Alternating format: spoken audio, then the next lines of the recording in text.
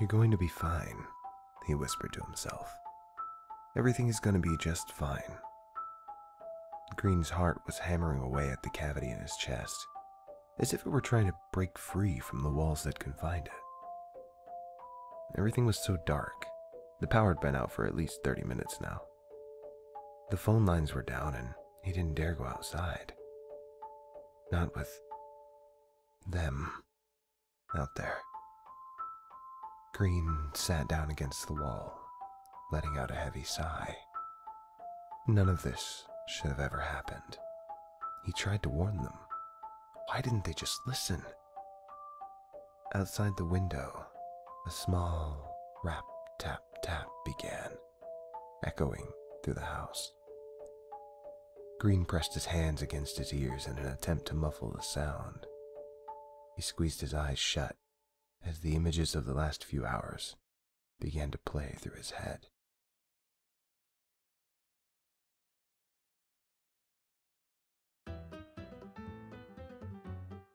It was Green's favorite time of year. The temperature had begun to drop, signaling the end of summer.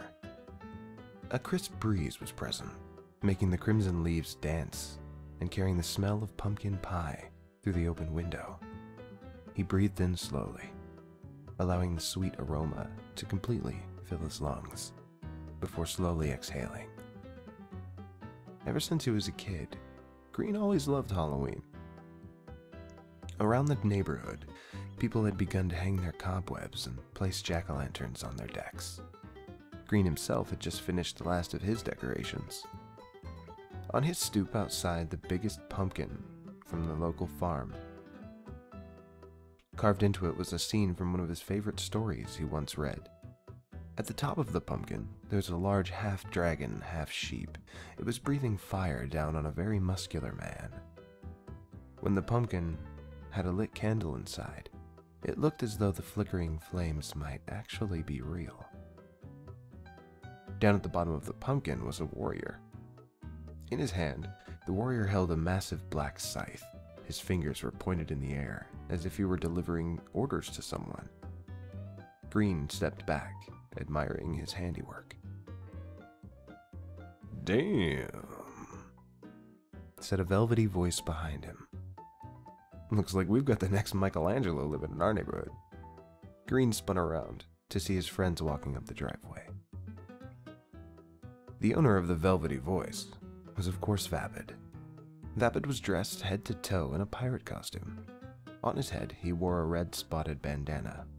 Tufts of blonde hair could be seen sticking out here and there, giving him a rugged look. A skull and crossbones decorated the eye patch covering his right eye, and sticking through his left ear was a small gold earring. He wore a white button-down shirt and a black vest over top of it, and on his feet a pair of brown boots. Walking arm in arm in him was his friend Doxy. She had completely painted her skin silver, making her face glow under the porch lights. Her long brown hair fell down her back. Wrapped around her torso was a slim dress made entirely out of tinfoil. Green cocked an eyebrow. "Who are you supposed to be? The Tin Man?" "No," Doxy stamped her foot in protest. "I'm Doxybot, you jackass." Green held up his hands in a sign of surrender. All right, he grinned. "I guess you already have a pretty big heart anyway." "Oi!" yelled a voice at the end of the driveway. "I can't walk in these fucking heels." Green's eyes widened as Indy Mouse wobbled up the driveway. His hand shot to his mouth in an attempt to suppress a laugh. Indy was dressed in a tight white button-up jacket the size of which you would think was made for a toddler. It was so small, in fact, that all it really covered was his shoulders. Underneath was a lacy miniskirt. On his feet were black leather boots with 4-inch heels, which rose all the way up to his knees. Fishnets covered the rest of his legs. Topping off his costume was a small white hat that rested on his head, a blood-red cross decorating the middle of it. Green busted out laughing. What are you? No matter how many times he had tried, he just couldn't finish the sentence. Finally, after about 2 minutes of laughter, he spit it out. What are you supposed to be? Indy's face immediately flushed. I'm a... He mumbled. What was that? I couldn't hear you, Green replied, a smile spreading across his face. I said I'm a sexy nurse, Indy yelled. I lost a fucking bet. Indy examined Green. Are you Smooth McGroove or something? No, dude. I'm Jesus. Green himself was dressed in a plain white cotton robe. In his left hand, he held a Bible, and in his right was a cross. Taped to his back was a long wire which held a spray-painted wire halo above his head. He had been growing out his hair and beard specifically for today. Anyways, we should get a move on. If we wait any longer, the lines in the park will be ridiculous. What's this park you're taking us to called again, Indy?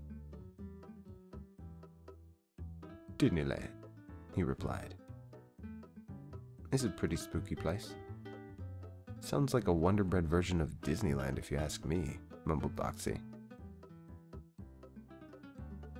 We'll never know if we keep standing around here now, will we? He said, rolling his eyes. Now come on, let's go.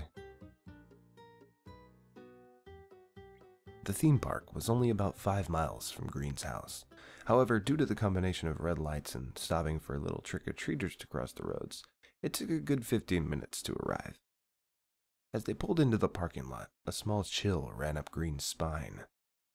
Dude, I thought you said this place was going to be packed, Green said as he examined the empty lot. There aren't even any other cars here. I thought it would be, Indy exclaimed. The 4 friends stepped out of Vapid's car, looking around in awe. A cold gust of wind blew by, dragging candy wrappers across the deserted parking lot. Are they even open? Doxy asked, pointing in the direction of the park. Mountainous roller coasters rose up to the sky in front of them. However, no matter where they looked, no lights were on, and the park was completely silent. Indy pulled up a folded flyer from beneath his bra.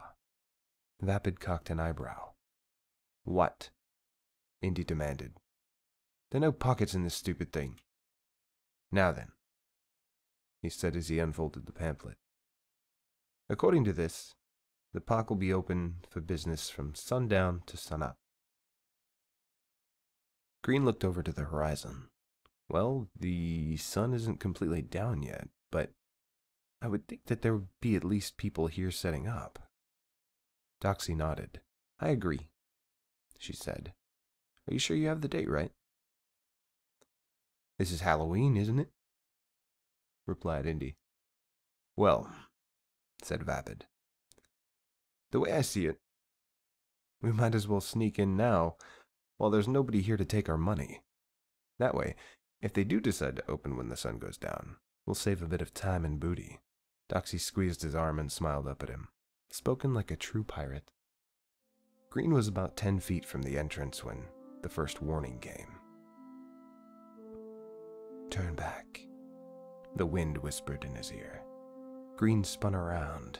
His eyes darted back and forth, searching for somebody in the failing light. Are you all right, man?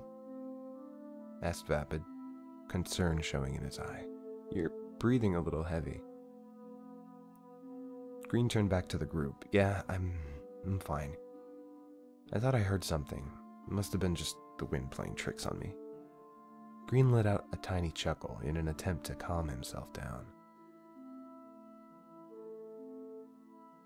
When he was 5 feet from the entrance, something grabbed his ankle. Do not enter that place lest you forfeit your soul. This time, Green let out a yelp and did a 180. Again, he looked into the darkness, searching for someone. Dude, seriously, asked Doxy. Are you okay? Green took a deep breath. Someone grabbed my ankle, he said. I keep hearing someone whisper to me. How can you guys not hear that? Vapid shined the light of his phone down on the ground. I don't know about these voices you're hearing, but your foot is tangled in a pretty big weed. That's probably what you felt. Green looked down. Sure enough, wrapped around his foot was a massive tangle of weeds. I don't know, guys, he said. Something just doesn't feel right about this place. Indy cracked a grin. Aw, are you okay, little baby? Yeah, you afraid of weeds? You gonna cry? Joined Doxy. Come on, guys, be cool, said Vapid before adding, with a little smile. It's not like you're gonna shit your pants, right, baby? The annoyance on Green's face must have been pretty clear because Doxy said, alright, fine. I'm sorry. We were just messing around. How about this? You stay out here, and we'll go check the place out. If the lights come on and you start to feel better, you can come join us. If not, we'll leave and go watch some scary movies or something. Alright, fine, said Green, letting out a little sigh of relief. But don't keep me waiting for too long. I'm pretty sure this place has been abandoned for a while. So Green sat down on a bench just outside the entrance. He could feel a cold tingle running down his spine. He watched as his friends entered the park and disappeared behind the massive sign. Looking up at it, Green read the words out loud. Disneyland, where dreams are mad. As he said that last word out loud, he could have sworn he heard a low, deep chuckle travel through the wind.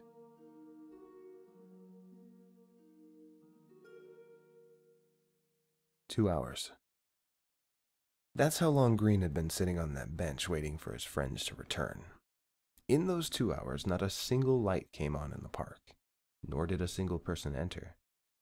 In fact, in those 2 hours, the only thing that was different was the chill that Green had felt intensified. Well, that and the fact that it had gotten dark. But now that he thought about it, it wasn't just dark. It was black. All around him, the inky shadows seemed to contract, engulfing him.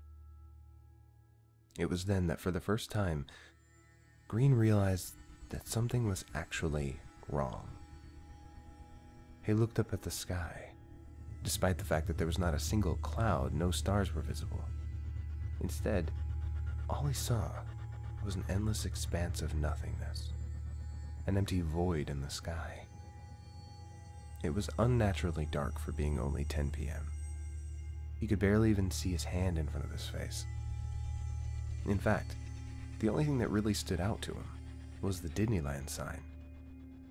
It seemed as if it was almost glowing. Green got up, mesmerized by the light source in front of him. Slowly, he began to walk towards it. Step by step, mouth agape, just staring at it, as if in a trance. A deep voice resonated through his head. Yes, it said, keep walking. Enter my park. Surrender your soul. Sleep. Green had to admit the voice was so soothing. Yes. Keep walking. Enter my park. Surrender your soul. Sleep. Yes. Touch the D. It's so cold in the D. The park can warm you up. It made him want to do whatever it said. He stopped centimeters away from the sign, hand raised in the air. Slowly, he began to move his finger toward the Didney. Said the voice again. It's cold in the D. Green repeated. The park can warm me up. Green snapped back to reality. He recognized that voice. Doxy! He yelled to himself. Shit, he thought. I told them not to go in there.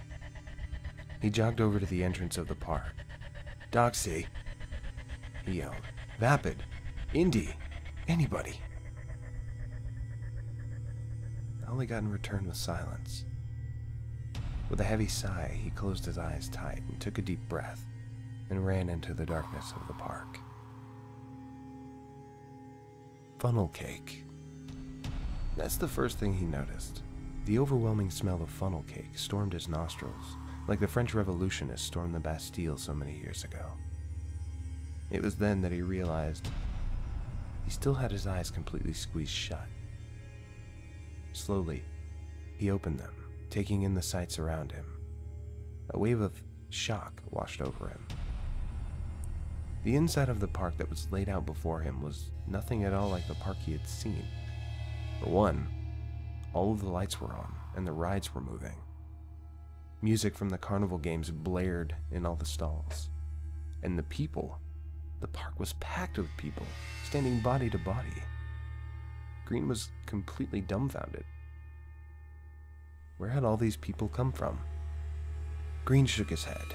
He would have to figure out the mystery later. For now, he needed to find his friends and make sure they were all right. Slowly, he began to walk toward what he assumed was the center of the park. With each step he took, the chill returned to his spine. Something just wasn't right here. He began to notice that as he moved deeper into the park, the people began to stare at him. He knew when he put his costume on that some people might be offended. After all, people tend to get very touchy over their religion. But this was different. It didn't seem like they were staring at his costume. Instead, it felt as though they were staring into him.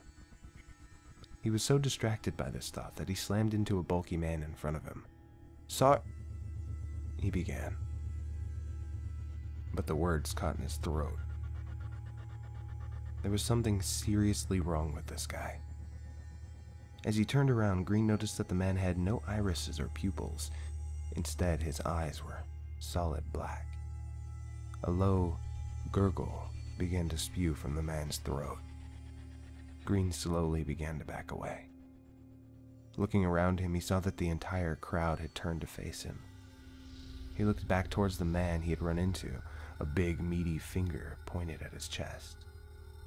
The man opened his mouth and let out a deafening screech. Green immediately clasped his hands to his ears, trying to block out the sound. It seemed to penetrate his skull, shaking him down to the core. All around him, the crowd began to screech in unison. When Green opened his eyes, he saw the crowd closing in on him. His heart shot up into his throat, and in panic, he ran. Further and further into the park he ran. Not a single thought was on where he was going, but instead, how to get away. As he ran, he noticed something else. The further he went into the park, the more transparent the people seemed to become. In fact, at one point, somebody stepped in front of his path and Green ran right through their body. The specter didn't even seem to notice. In the distance, Green heard the screeching getting closer. He didn't have time to think about the ghost people now. He had to hide. He looked around frantically, trying to find a place that could shelter him, until he was able to catch his breath. A few yards away, he found it. Green hurdled the turnstiles and sprinted into the tunnel of love. The inside of the tunnel was pitch black. Reaching into his pocket, Green pulled out his phone, using its light as guidance. He shined the light on the walls and down into the water. The tunnel was basically a giant sewer pipe. Running along each side of the pipe were two concrete walkways, which led deeper into the tunnel. A narrow canal ran along the middle. A line of swan boats bobbed up and down on the water's surface, though none of them seemed to be moving.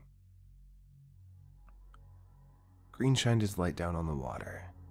It was the color of split-pea soup, and the smell that rose off the water made Green's stomach clench. Back near the entrance of the tunnel, Green could hear the screeching begin to intensify again.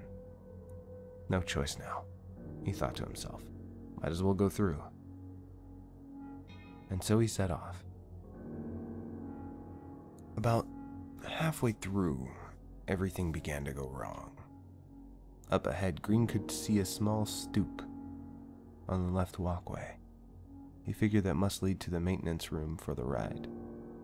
After all, they had to have a control room for it somewhere. However, as Green got nearer to it, that ever-familiar chill once again ran down his spine. He was really starting to hate that thing. Squinting his eyes, Green could just make out the dark mass hanging on the wall. The air in this part of the tunnel was stagnant. He had put his phone away so that the light didn't give away his position to his pursuers, but he took it out again so that he could identify the shadow before him. He pressed the unlock button and slowly raised his phone, allowing the light to wash over the object. Green's eyes widened, and he let out a cry before retching in the direction of the water. Luckily, he hadn't eaten anything in a while, otherwise he might have added some more green to the already verdant water.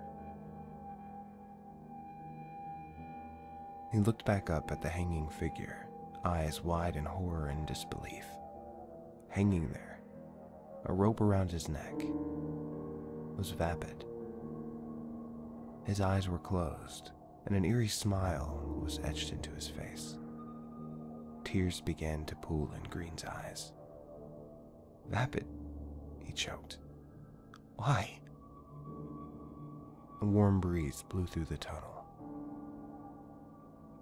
"Actually," said a scratchy voice, "I go by Vapid now." Vapid's eyelids flew open. Green let out another wail. Where Vapid's eyes had once been, there were now two empty holes. Blood oozed out of the open sockets. The figure opened its mouth, revealing teeth that had been filed down to sharp points. "It took you so long to arrive," Vapid hissed. "We were beginning to fear that you had run away. But no matter. You're here now." Slowly, the figure raised a hand pointing just above Green. He looked up to see another rope hanging down on his side of the canal, just above his head. "What do you say, buddy? Wanna hang out?" Vapid let out a squeal of amusement at his own joke. Green backed up against the wall, eyes wide in terror. Warm tears streamed down his face. He couldn't believe this was real life.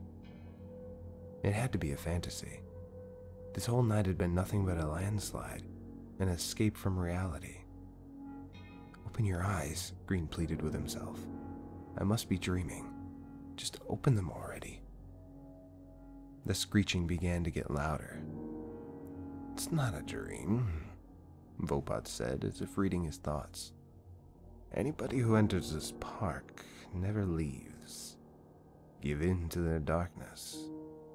It's your only possible future now." Green screamed and sprinted toward the other end of the tunnel. He had to escape. He sprinted for what seemed like a lifetime into the darkness.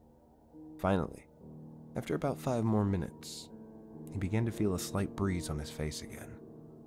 He looked ahead and saw the exit. Back into the nightmare park that was Disneyland. Green burst out into the night air. He stared back toward the open tunnel. His lungs were burning from the mixture of the stagnant air of the tunnel and the continuous running. The air was like ice on his lungs. Nothing seemed to be following from the darkness, but he couldn't help but picture Vapid, hanging like a rag doll. No, he thought, that wasn't my Vapid. It's just his place playing tricks on me. He could still see the lights from the theme park lighting up the sky from behind the tunnel. Turning around, he looked toward the part of the park that sat in front of him now. He silently wished he could go back to the other part. At least there were lights. Stretched out before him now was a giant cement wasteland. Nothing but dirt and debris blew through the wind, and the trees surrounding it had been stripped of all their leaves. Off in the distance, he could see a castle stretching up into the sky. He let out a sigh. I must be stupid, he thought to himself before taking off toward the structure, in search of his friends. The wasteland seemed to stretch on for an impossible distance. The castle had seemed so close before, yet no matter how far he traveled, every time he looked at it, it still appeared to be the same distance away. By this point of the night, Green was parched. He would have stopped for a drink long ago, but he didn't trust anything in this hellish place. Now, however, he was regretting his decision. This part of the park was completely empty, other than that castle. With every step, it felt as though his strength was being sapped from his body. At first, Green had thought that it was just his imagination, but when he looked down at his hands, he could swear that he was beginning to see through them. "You're not imagining it," a muffled voice said from nearby. Green snapped to attention and silently cursed himself for allowing something to sneak up on him. It's just the effect of the park. The deeper into it the living travel, the further their soul separates from their body. That's why the living never leave. Green backed away, trying to locate the voice. "Oh, how rude of me. I'm still invisible. I've been watching your progress since you first entered the park." A shimmer appeared in the air right in front of Green. He jumped back, creating a space between himself and this new, possible threat. Out of thin air appeared a tall man. Everything seemed normal about him until you got to the head. From the neck down, the man was wearing a black tuxedo. On his feet were fancy leather dress shoes. However, when Green looked at his head, the fear returned. The man's skin was jagged and copper. 2 giant round ears sat on top of his head, and jutting out from the back of his skull was a trail of fire. Had Green not been so terrified, he would have found it fascinating. The fire alternated between red, purple, and yellow. At the very tip, it always burned pink. "Dead mouse?" Green asked. "I would advise you not to make me mad," the man said. Green winced. His voice was like nails on a chalkboard. "As of now, I'm the only person who can grant you access to... You would like to see your friend again, wouldn't you? She's at the castle as we speak." Green narrowed his eyes. "Who are you?" "My name is Mocky Mouse. I am the guardian of this castle. Nobody gets in or out without my permission."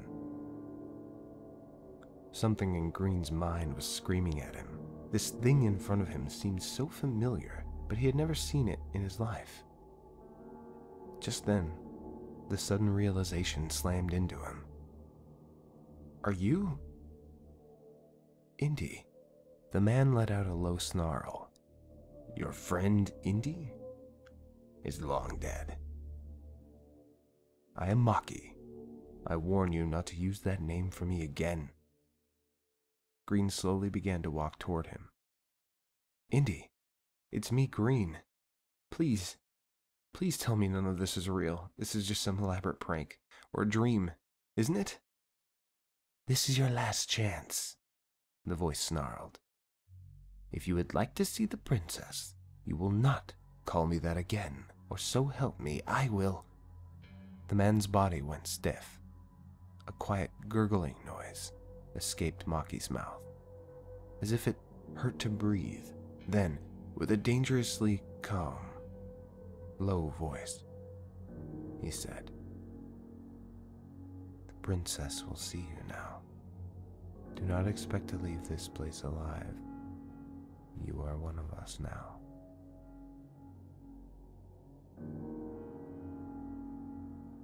Green thought the castle had looked eerie before, but as he walked along the dark halls, he realized he much preferred it like it had been, in the distance. As he walked down a long arching hallway, He surveyed the castle's interior. The walls were made of rough black stone. Spikes and portraits lined the walls. Who are these people in the portraits? Green asked. As terrified as he was honestly curious. They looked so familiar. Each of the women you see in the portraits have been our princess at some time. They each rule for a century, collecting as many souls as they can before a new princess is chosen. Our first princess, and also our most famous, was Cinderella. But enough talking. The princess will see you now. They stood in front of a giant set of white doors. Green did his best to tell himself they were ivory, but he knew that they were actually bone. Maki pushed open the doors, beckoning Green into the throne room. Green hesitantly walked inside, staring straight ahead at the throne. On it sat a woman who looked to be in her 20s. She had very long brown hair, and in her lip was a black onyx ring. Her skin was dark green, and she had odd lumps every here and there. She wore a shiny silver dress that fell to just above her knees. Green's eyes widened.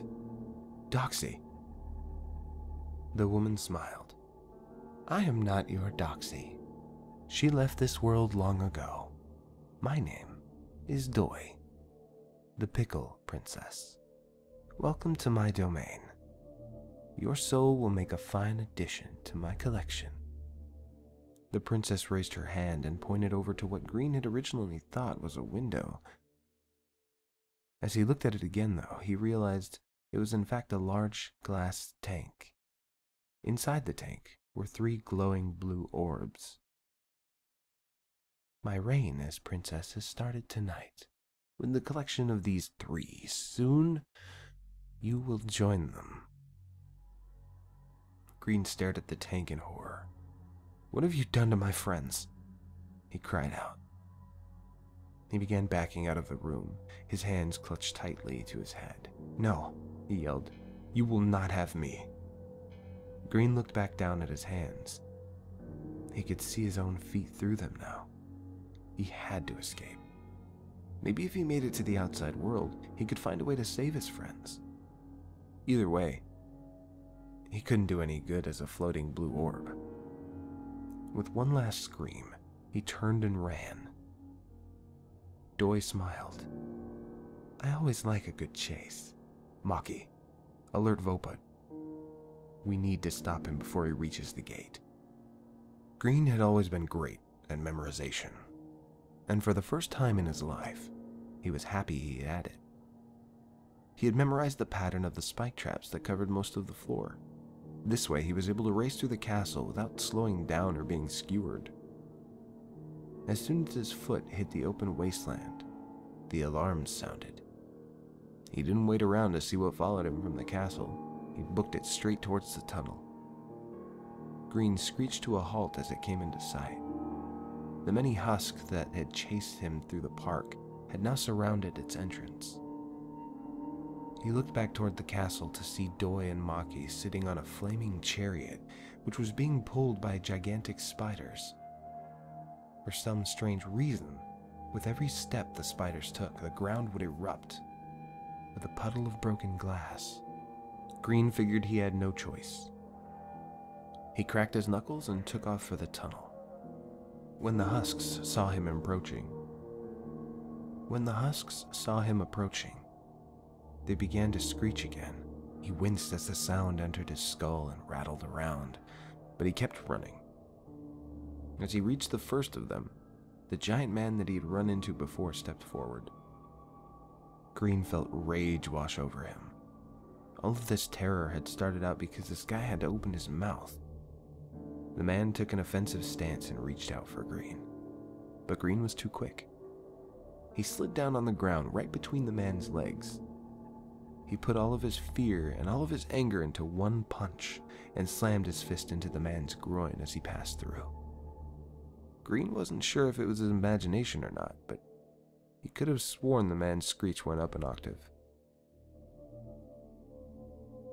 Green flew through the tunnel at speeds he had no idea he could go. Maybe it was the adrenaline, but it was more likely that his body was fading away. It felt lighter by the minute. Green reached the area where the stagnant air had once assaulted his nostrils. It was then that he realized that he was running down the wrong side. Because he took this route, he was going to have to pass right under where his friend was hanging. In the darkness, he saw Vapid approaching. Vapid, or Vapid, or whatever he calls himself, was still hanging right there. He was still hanging right there where Green had left him. As he got nearer, Green saw Vapid reach out a hand, as if he was asking for a high five. Green closed his eyes and ran right past him. Behind him he heard, "Aw, come on, man. Don't leave me hanging." Again, the echo of his cackle followed Green down the tunnel. As he exited the tunnel, he heard Vapid yell, "He went that way." "Oh, I get to come hang out too." Green tore through the park. At this point, he could barely see his hands. He felt so light, so sleepy. Peaceful images began to play through his head. Warmth spread throughout his body, making his eyes droop even lower. Maybe it wouldn't have been so bad to sleep. So what if he lost his body? His friends were gone. Maybe he should just join them. Just as he was about to give up hope, he heard a voice in his head. "Don't do it, Green. You need to come back to me." The voice was peaceful and kind, filled with warmth and love. Spyro, Green thought to himself. That's right. I need to make it back. I need to see her again. Green's eyes surged open. A wave of adrenaline shot through his body. He would make it out of this park alive. Ahead of him loomed the exit. He was only about 50 yards from it. Do not let him through the gates.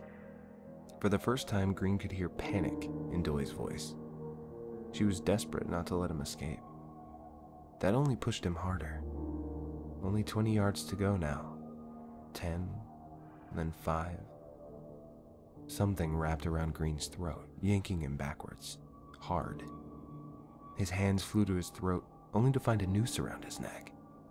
He looked back to see Vapid standing in front of the chariot. "Yeehaw!" Vapid yelled. "Looks like I roped me a good one." Green pulled at the rope around his neck, doing his best to keep it from tightening. He was so close to the exit. He knew he had to keep his feet moving. He powered ahead, pulling the chariot with him, all the while keeping his hands inside the rope in an attempt to keep it from strangling him. He looked ahead at the exit. He was so close. He pictured Spyro, standing there, waiting for him, with arms open. He was so close. With his last bit of strength, he surged across the gate entrance. The rope that had been around his neck disintegrated completely.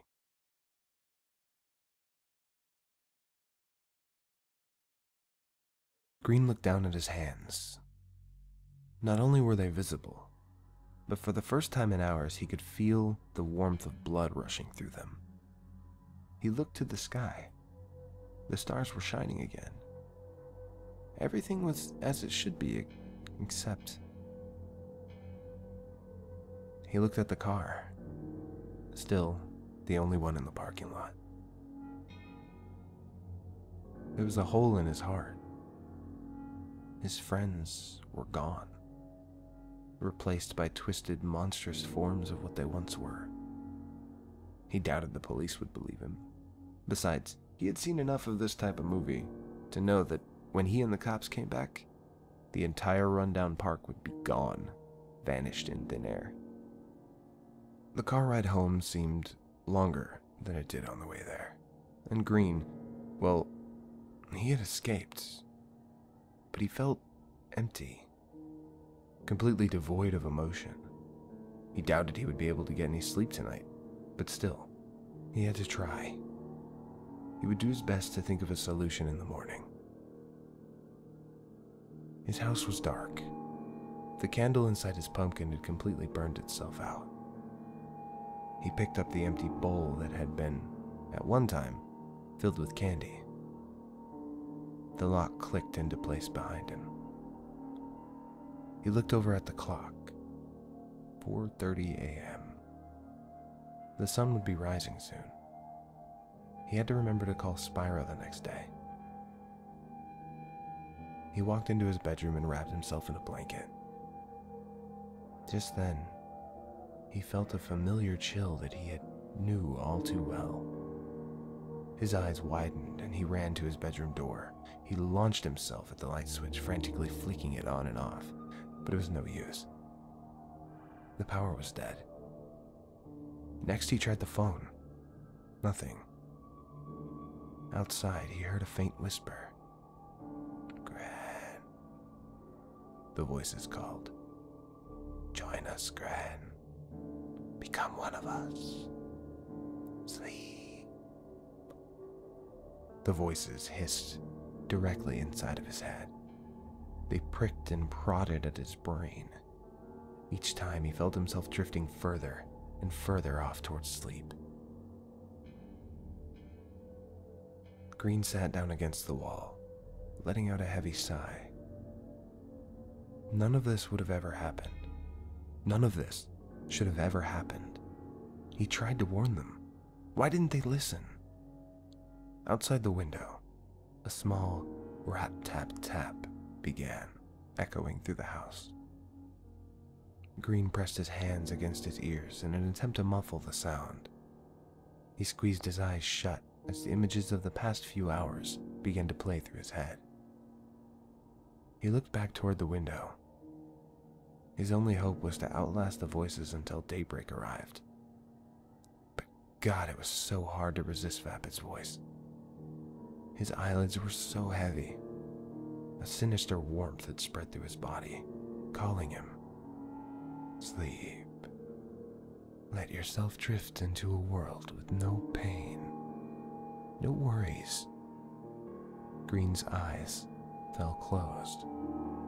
In his mind, he saw a pair of skeletal hands reaching up through the darkness and grab hold of him. They pulled him down, further and further into the abyss. This time, he let them. Further and further down, he went into the darkness. As the voice repeated, "Sleep." And so he slept.